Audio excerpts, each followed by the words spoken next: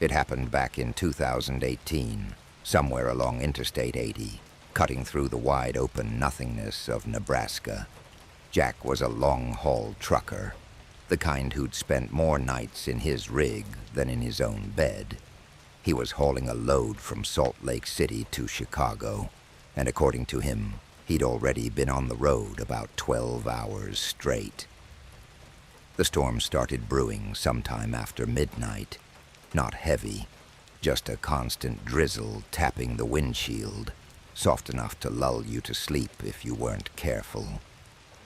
He said he started feeling tired around 3:15 a.m., and knowing it wasn't safe to drive drowsy, he decided to pull into one of those small, isolated rest stops. You know the type. Just a single building with a couple of bathrooms, one flickering vending machine, and a handful of dim streetlights trying to hold back the dark. As he pulled in, he noticed another vehicle already there. A small silver sedan, engine off, parked just outside the restroom building.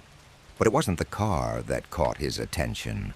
It was the man sitting on the bench nearby. The guy was just sitting there, perfectly still, not smoking, not on his phone, just staring out into the rain, head slightly tilted like he was listening for something. Jack parked 2 spaces down and shut off his engine, taking a deep breath. The rain had that rhythmic, hypnotic quality, the kind that made you feel like you were underwater. He checked the clock, 3:26 a.m. He debated whether to even get out. He didn't need the bathroom, just wanted to stretch. But something about that man made him uneasy. He decided to stay in the truck, cracked the window just a bit for air, and leaned back, pulling a small blanket over himself. That's when he noticed it. The man was now standing, still facing the same direction. But now Jack could see that his hands were off, not in shape, like too long. He wasn't wearing gloves, and yet Jack swore the fingers reached almost down to his knees. At first he told himself it was a trick of the light. Then the man took a step, not toward the restroom, not toward the vending machine, but directly toward Jack's truck. He moved slow, one foot in front of the other like he was testing the ground beneath him. Jack sat upright, heart pounding. The man didn't blink, didn't waver. His face wasn't visible under the hood of his soaking wet coat, but Jack could feel that the man was staring at him. Jack reached down slowly and locked the truck doors. It made a faint click that sounded way too loud in the dead quiet around him. The man, if you could still call him that, kept walking toward the driver's side. His movements were strange, deliberate, like he was mimicking how a human should walk, but not quite getting it right. Slight jerks in the arms, a shuffle in his left foot. He reached the front of the truck and paused. Jack couldn't see his face, just the shape of his soaked hoodie, hunched shoulders, and those damn long fingers hanging at his sides. Then he started moving again, closer, slower. Now Jack could see the face, or what was supposed to be one. There were no features, just smooth, pale skin where a mouth, eyes, and nose should have been, like something wearing a human mask but forgot to cut the holes out. Jack froze. The man, or the thing, lifted one of those unnatural hands and placed it on the glass of Jack's window. The hand was cold and pale, and the fingernails. Jack said they were cracked, blackened, almost rotted. Jack didn't wait. He turned the ignition, but the truck wouldn't start. Not on the first try. The dashboard lights flickered. The rain suddenly got heavier, as if the sky was closing in. Second try. Nothing. He dared a glance at the window again. The face was pressed against the glass now, and this time it had eyes. Not normal ones.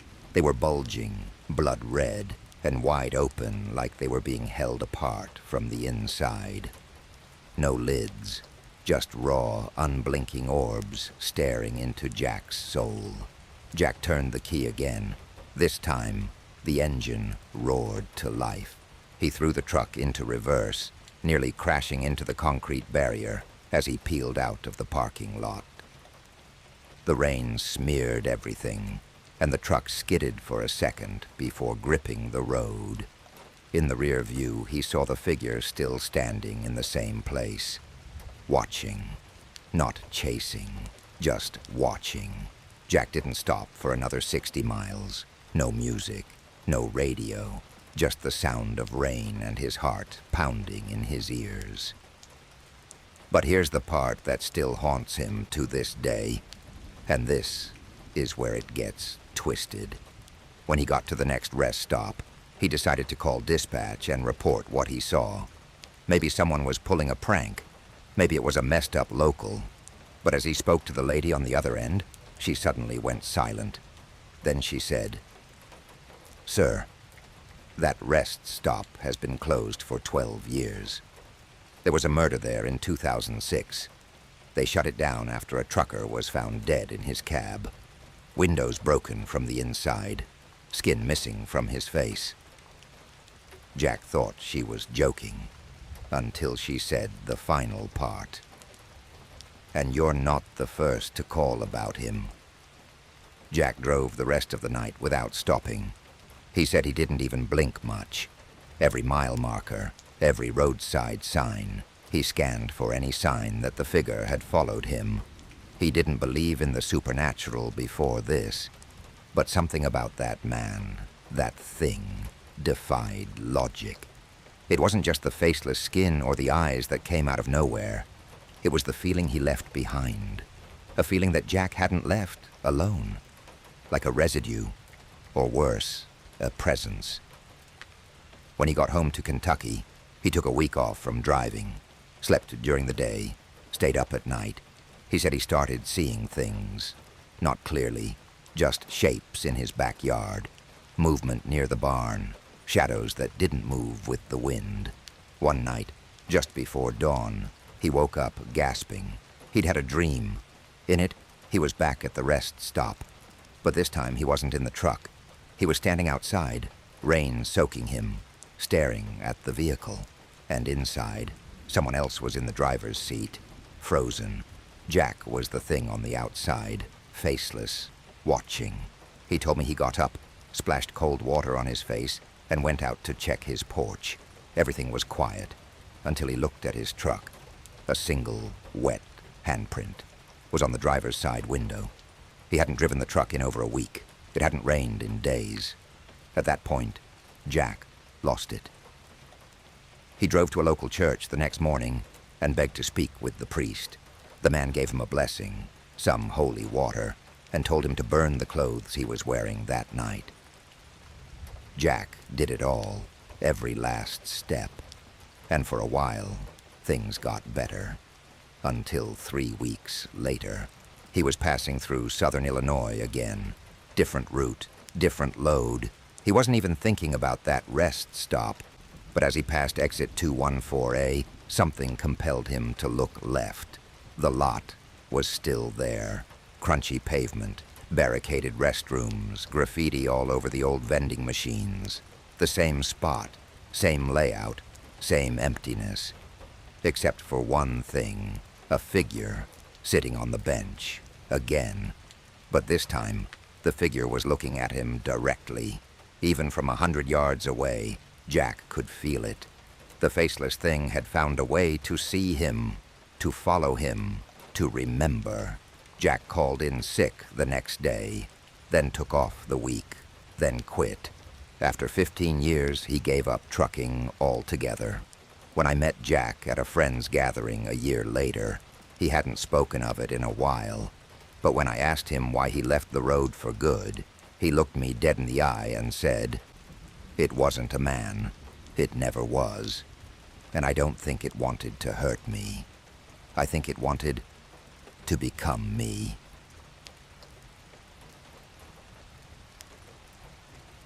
This story came from someone I knew during college. Her name was Allie, and she was one of the calmest, most rational people I'd ever met. She was studying psychology, lived off campus in a small rented studio apartment, and had a routine that rarely changed. Wake up, morning walk, classes, study, sleep. That was Allie. But the way she told this story, quiet voice, pale face, like she was reliving it all over again, I'll never forget it, and neither will you. It started late one Thursday night, in early November. Cold rain was falling, and her small town was already settling into winter. She was curled up in bed, sipping tea, listening to soft rain sounds on her phone speaker. Her apartment was warm, dimly lit by a small lamp on her desk, and everything felt normal. She was halfway through a chapter of her textbook when she heard it. A knock. Just once. Very soft. Almost too soft to notice. But it didn't come from her door. It came from inside the apartment. She froze. Her apartment had only one door in, one door out. The only window, facing an alley, was locked. She got up and checked her kitchen, her bathroom, even opened her closet, thinking maybe something had fallen or shifted. Nothing. She went back to bed, thinking maybe she was just hearing things because of the rain and stress. She put her phone away, turned off the lamp, and lay down. Just as she was drifting off, it happened again. Knock. This time, clearer, louder, right near her headboard. She sat up, fast, turned on the lamp. Her heart was pounding now. She pressed her ear to the wall behind her bed. Maybe it was the neighbor. But that wall didn't connect to another apartment. It was an outside wall. Allie tried to stay calm. She walked to her front door, peeked out through the peephole. Nobody. The hallway was empty. She told herself maybe it was just the old building settling in the rain. Old wood sometimes knocks, right? She got back in bed, tried to laugh it off. Then she heard breathing. Close. Too close. Not through the walls, not from outside, but inside her room, right near the edge of the bed. She turned her head slowly. Nothing. The air felt heavy all of a sudden, thick, like the pressure had shifted in the room. She reached for her phone to turn the rain sounds back on, but her screen wouldn't turn on. It was like her phone had died. It was plugged in. It shouldn't have.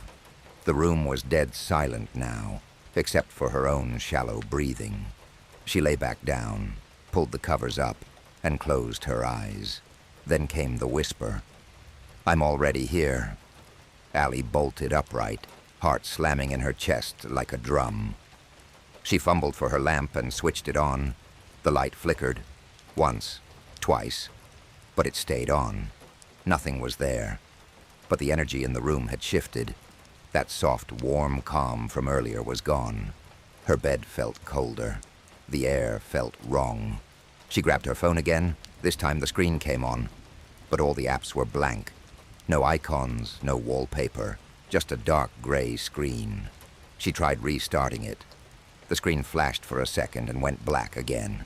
The clock on her wall had stopped ticking. 2:38 a.m. Stuck.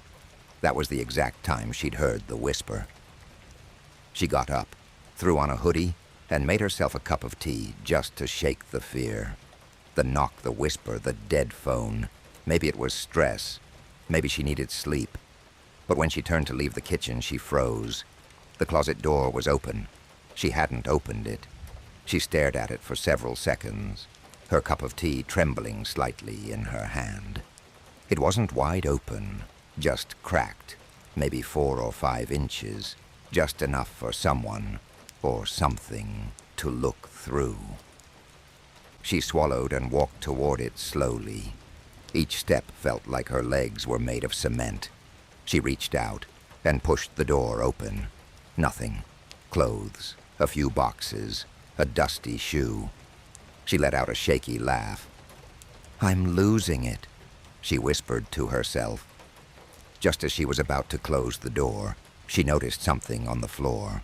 Footprints, bare feet, slightly wet, facing outward, like someone had been standing inside the closet, watching the room. She didn't scream. She told me that part very specifically. She didn't scream. She just slowly backed out, closed the door, locked it, and sat on her bed with all the lights on. Around 3:15 a.m., her phone restarted on its own. The rain sounds began playing again from where it had stopped. Her clock ticked forward, as if nothing had happened. She didn't sleep that night, but it wasn't over. 2 days later, she was brushing her teeth in the bathroom when she noticed something drawn faintly into the steam on her mirror. A message, as if someone had written it when the mirror was fogged previously, and it reappeared now. "Don't ignore me again." Allie stared at it, toothbrush still in her mouth. She told me she didn't even wipe it away. She just backed out of the bathroom and spent the rest of the weekend at her friend's house. After that, the knocks stopped. No more whispers. Her phone behaved normally, but every once in a while, when she played rain sounds to sleep, she would hear a breath, soft and cold, near her ear. Weeks passed. Allie tried everything to forget about that night. The whisper, the open closet, the fog-written warning. She deleted the rain sounds app, bought herself a white noise machine, and kept her closet locked with a chain latch she installed herself. But even with all her precautions, something never left. There was this presence. It didn't show itself like before, not directly, but Allie could feel it, lingering, heavy, like the room was constantly watching her, like the air was full of eyes. One night she finally decided to confront it.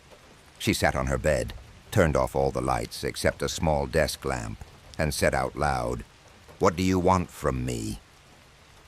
No response. She repeated it, louder. "Why are you here?" Still nothing. Just the soft hum of the lamp, the buzz of silence. And then her Bluetooth speaker, turned off and unplugged, crackled to life. White noise. Then a voice, the same faint, breathy whisper she'd heard weeks ago. A childlike tone, but broken, stretched. "Let me in." The lights flickered violently and died. Allie screamed. She sprinted out of her apartment barefoot, down 3 flights of stairs, and straight into the street in her pajamas. Her neighbors found her hours later, curled up on the sidewalk, refusing to go back inside. After that night, she moved in with her sister across the city. She put her apartment up for rent, left the rain machine in the trash, and tried to move on. But one morning, her sister sent her a message while Allie was at work. A photo. It was taken from inside her bedroom, her own bed, the foot of it. The photo showed Allie sleeping, taken from inches away. The caption beneath the image was, "Thanks for letting me in. I missed you." She quit her job that week, went off the grid, and hasn't been online since. Her sister told me the number that sent the photo was Allie's own old phone, which had gone missing the same week she moved out. But here's the thing that still keeps me up at night. I was staying at her apartment for a few days, just until I found a new place. And on my 3rd night there, I heard something strange. A soft breath, a whisper, from inside the closet. "Don't ignore me again."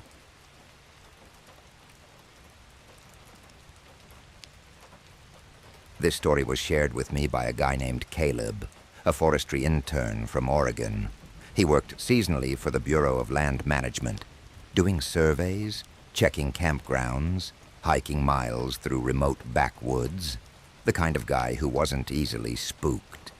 This happened in 2018. Caleb had just been assigned to a deep stretch of forest near the southern tip of the Cascade Range. No phone signal, barely any road access, pure wilderness. His job was to camp there for 4 nights, monitor wildlife activity, and note any signs of illegal hunting or camping. On the 3rd night, something changed. He remembered it starting subtly. The firewood burned too fast, almost like it was damp, but still vanished in minutes. His food tasted metallic. The trees around his tent felt too close, as if they had shifted slightly, leaning in. He tried shaking it off. Just nerves, he thought.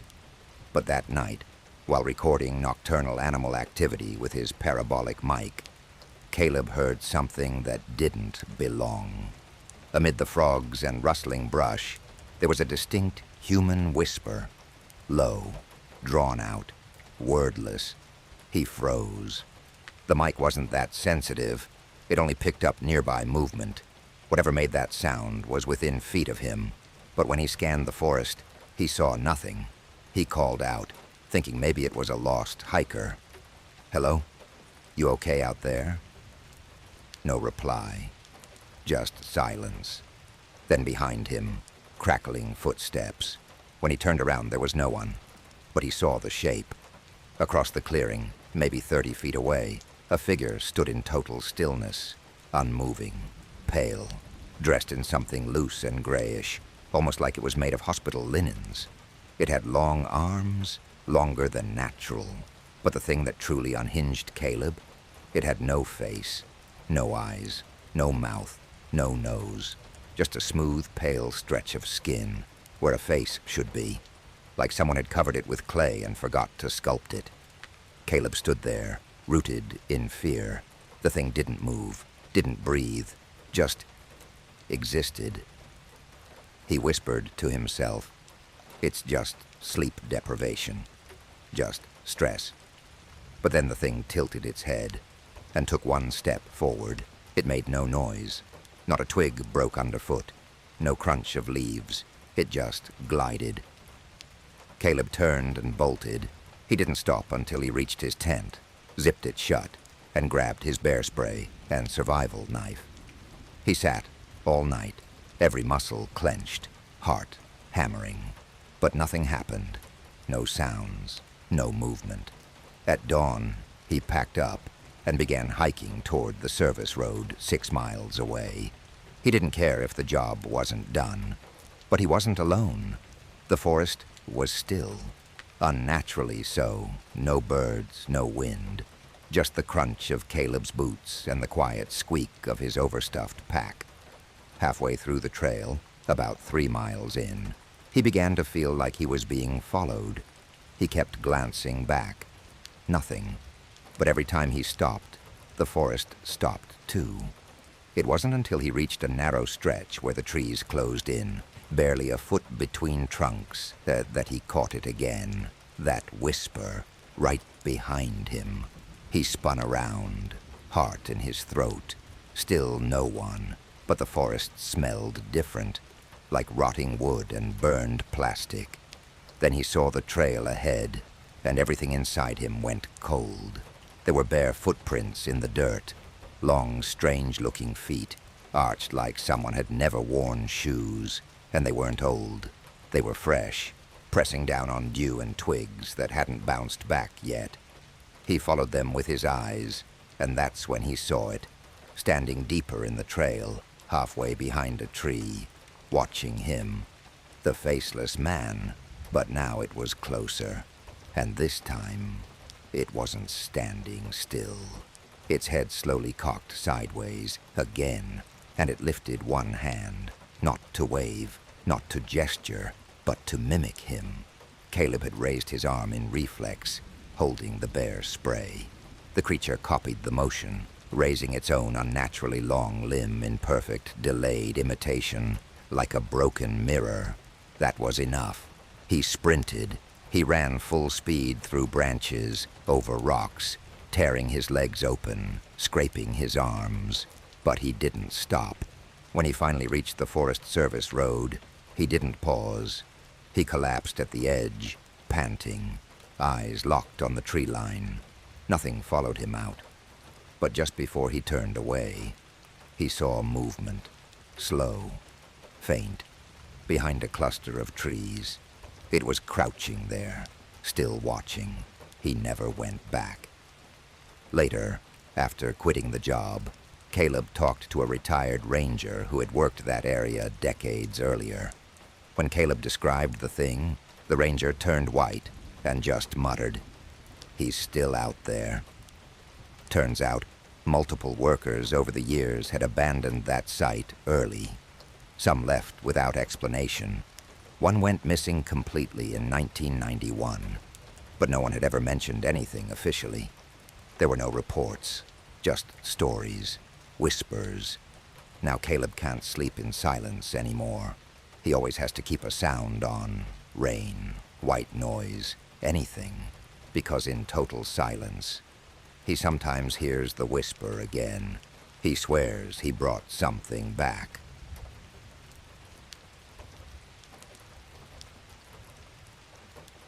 This story was told to me by my cousin, Melanie. She's one of those people who never believed in anything paranormal, skeptical to the point of arrogance. But what happened during her first year living alone changed everything for her. She'd moved into an old duplex in Connecticut, the kind of place that was charming on the outside, brick chimney, creaky wooden porch, but inside it felt forgotten. Cheap repairs over old bones. The attic was the part that always made her uneasy. It didn't have a staircase, just one of those old square hatches with a string dangling from the ceiling in the hallway. No one had opened it in years, according to the landlord. Just insulation and dust, he told her during the lease signing. Nothing up there. But from the first week, Melanie noticed strange things. At night, she'd hear creaking footsteps above her bedroom ceiling. Not like rodents or settling wood, but slow, deliberate pacing. She told herself it was just the house adjusting to the weather. Then her hallway light started flickering. Only the hallway light. She replaced the bulb. Still flickered. One night around 2 a.m., while heading to the bathroom, she caught something strange. As she passed under the attic hatch, the hallway light flickered again, and she swore she saw the attic string swinging, like someone had just pulled it. She froze. There was no draft. The hallway was dead still. She stood under the hatch for almost a minute, staring up at it, waiting to hear something, but there was just silence. She told herself it was her imagination. Went to bed. The next morning, she found insulation dust on the floor, directly beneath the attic. A week later, her cat refused to enter the hallway. It would just sit at the edge, staring up toward the attic, tail low and twitching. One night, Melanie tried carrying him through the hallway, and the moment she passed beneath the hatch, the cat hissed and clawed her arm so violently, she dropped him. That night, she had a nightmare. In it, she was lying in bed, staring up at the ceiling. The sound of creaking above her grew louder and louder until the ceiling started to bow, like someone was crawling on all fours right above her. Then she heard something heavy fall. She woke up at 3:03 a.m. in a cold sweat. From the hallway came a single, loud thud. She got up with a kitchen knife and cautiously stepped out. Nothing. But the attic string? It was gone. Just the empty hatch now. No string, no latch, nothing to pull.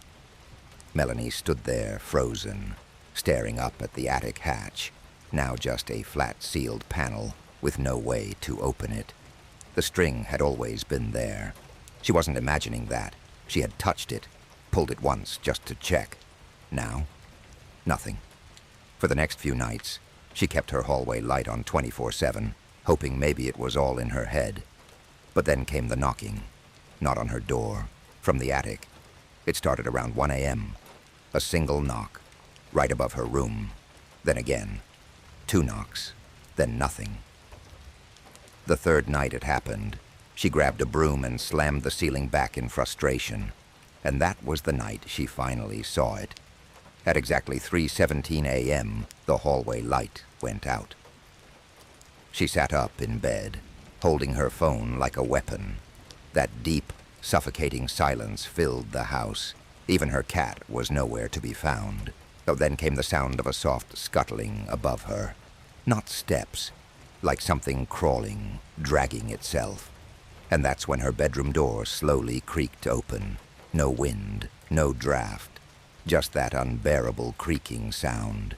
She pointed her phone flashlight at the door and saw just the hallway, empty. But the attic panel was hanging open now, somehow, and something was halfway out of it. It wasn't human, not fully. Pale limbs too long for a person, folding in on themselves like a spider squeezed through a hole, a head that tilted sideways, eyes reflecting light like a cat's, except they were completely still, unblinking. She couldn't scream. She couldn't even move. The thing crawled out, slowly, like it wasn't in a rush, like it had all the time in the world. She backed into the corner of her room, shaking. The thing crawled toward her door, and then paused. It looked at her, but not the way a person looks at another person. It was as if it was trying to figure out what she was. And then it whispered something. 3 words, barely audible, like leaves brushing across a window. "You heard me." Then it crawled back toward the attic, but didn't go in. It vanished, just like that, as if it was never there. Melanie moved out that week. The landlord, he didn't act surprised. He just said, "Oh, so you heard it too." She asked what he meant, but he refused to explain. Just said the last tenant left suddenly, too. Didn't like the attic. He shrugged.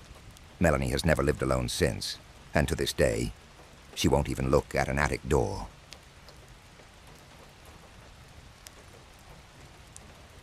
This story was shared with me by a night shift janitor named Jeremy, who worked at a suburban community college in Oregon. The place was quiet, small, and relatively safe, until one rainy November night that changed how he looked at parking lots forever. Jeremy's shift ended at 2 a.m. His job was simple: mop the main halls, clean the restrooms, lock the outer doors, and leave. The entire place was almost empty after 10 p.m. Just him, the echo of his footsteps, and the low hum of vending machines. That night, the rain had started early, steady, loud against the skylights. It was the kind of rain that made everything outside feel further away, isolated, blurry. Jeremy finished up around 1:45 a.m. and stepped out into the parking lot with his duffel bag slung over one shoulder. The lot, lit only by 3 old sodium lamps, was completely empty, except for one car parked way out near the back, just beyond the 3rd lamp. At first he thought nothing of it. Sometimes staff forgot to move their cars. But as he walked toward his own car near the building, he paused. Something about the parked car caught his eye. It was running, headlights off, no sound, but he could see faint exhaust fumes rising. The engine was on. The car didn't belong to anyone he recognized. He'd worked there for 2 years and knew almost every regular by their vehicles. This one was unfamiliar, an older, dull gray sedan, slight dents on the side, no license plate light. And then he saw it. Inside the car, someone was sitting in the driver's seat, not moving. Jeremy froze for a moment. It wasn't a crime to sit in your car. Maybe a student fell asleep, or an employee's friend waiting to pick someone up. Still, it was strange. No interior lights, no movement, just a still silhouette in the driver's seat, head tilted downward. He turned away and kept walking, but as he reached his car, his instinct made him glance back. The figure's head was now facing straight toward him. No light, no details, just the outline of a person, staring directly at him from inside that car. Jeremy quickly got in his car, started it, and locked the doors. But he didn't drive away. Something was wrong. He couldn't explain it, but the way that figure moved, no one could rotate their head that smoothly.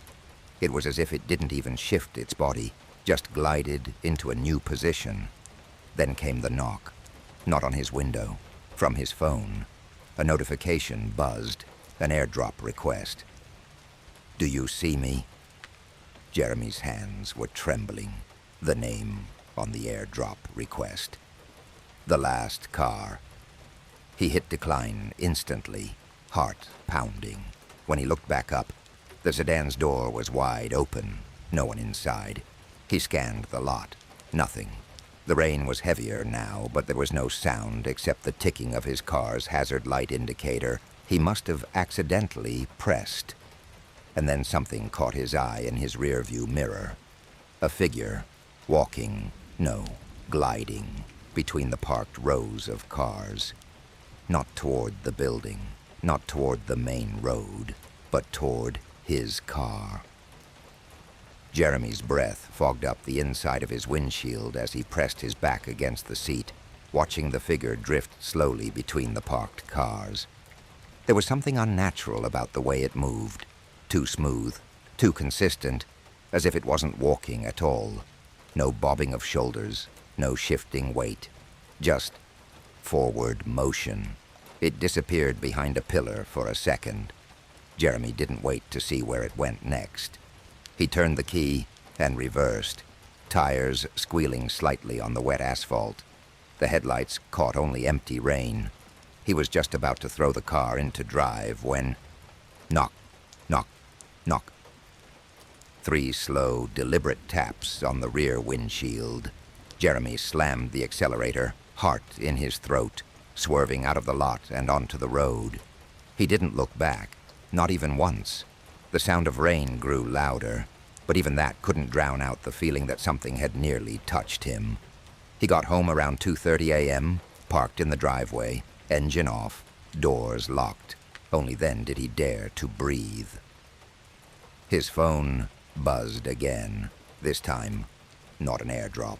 A text from an unknown number. "You left your lights on." Jeremy didn't move, didn't blink. His hands locked on the steering wheel, white-knuckled. He stared at the message. No reply. He knew he hadn't left his lights on, but then his porch light turned off by itself, followed by the sound of a soft, wet tapping on the driver's side window. He turned slowly, dreading what he might see. Nothing. Just rain trailing down the glass. No one there, until he noticed something new. Something on the inside, a wet handprint, slowly forming on the inside of the window. He threw open the door, bolted to the house, locked everything behind him, and didn't sleep the rest of the night. The next morning, the gray sedan was parked outside his house.